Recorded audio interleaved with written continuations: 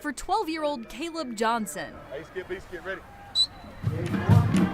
Suiting up for a game wasn't always in the cards. Coach is going to take you down there, all right?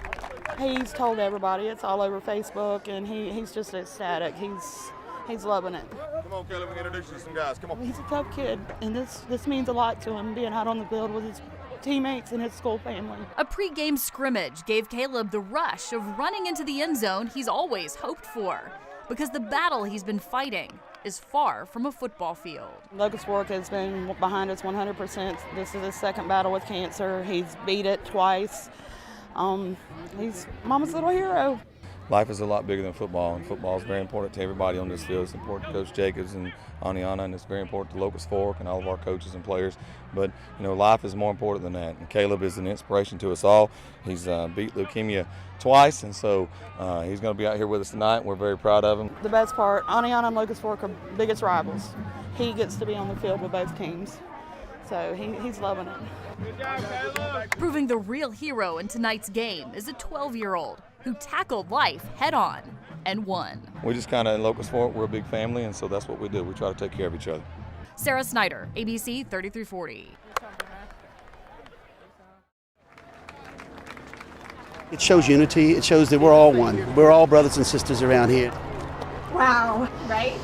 Wow. Charlestonians stand as one, letting the world know, above all, violence of any kind does not belong in the Holy City. Charleston strong! I feel inspired. Let's do it! I feel like that this showing here should be contagious and infectious across the nation and start a movement.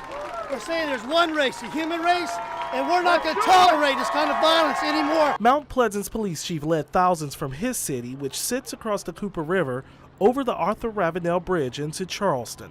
The march was called Bridge to Peace. I carry the flag every time I have an opportunity to put it on display for my country. And this is one of those times when we need to do that. People representing various backgrounds, shapes, and colors put one foot in front of the other together, each step taken for the city to get closer to unity. I felt goosebumps. Very, very exciting. It's just a good feeling, warm feeling. That Southern hospitality that we pride ourselves on. When it's all said and done, everybody's the same. There's no such thing as dark or light or black or white. Rows and rows of old cars wrecked, totaled, sold for salvage. Junk vehicles full of a treasure chest of personal documents. Social security cards, driver's licenses, medical records, insurance and banking documents. Account numbers. You name it, we found it. That's like Christmas morning for an identity thief. In many salvage yards like Pull Apart in Birmingham, people are allowed to roam freely. High school. So this is what somebody's using to get a job. Oaks Bluff Auto Parts. And over at Hoax Bluff Salvage. Glove compartment. Center console. J.J. Pounds says vehicles are full of stuff. Where'd you find that? In the Trailblazer. On the back seat. Even this Social Security card was left behind. And this. Yep, full income tax, Rainbow City, 2014. Dependents, Social Security number.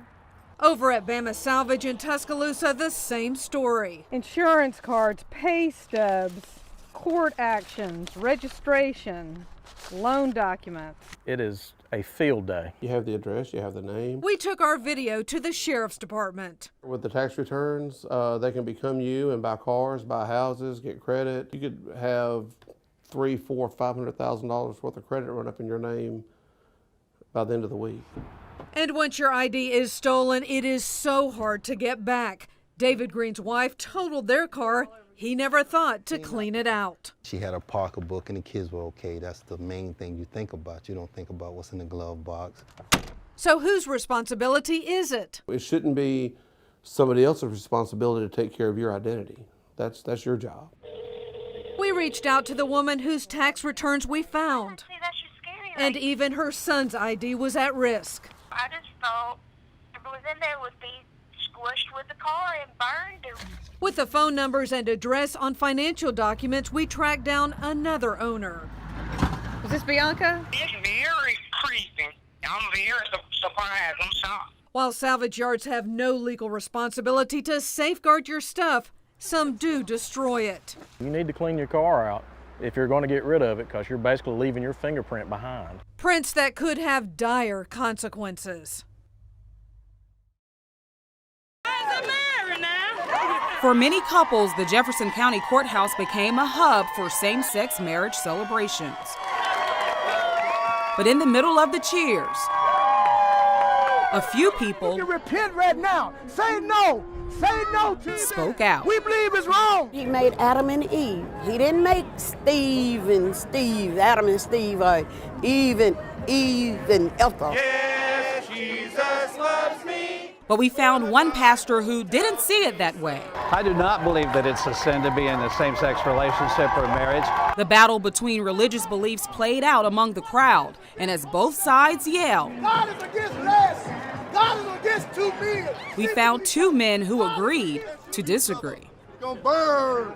Oh, you can get a big one, bro. Yeah, it's still gonna burn. Meanwhile, couples like Dee and Laura Bush say their love burns for each other. We got to play a role in history, in making history today. As that history evolves, they insist they're committed to fighting for equality. Don't lose faith. It will happen for those states that have not yet been able to have this equality. It will happen. Yeah.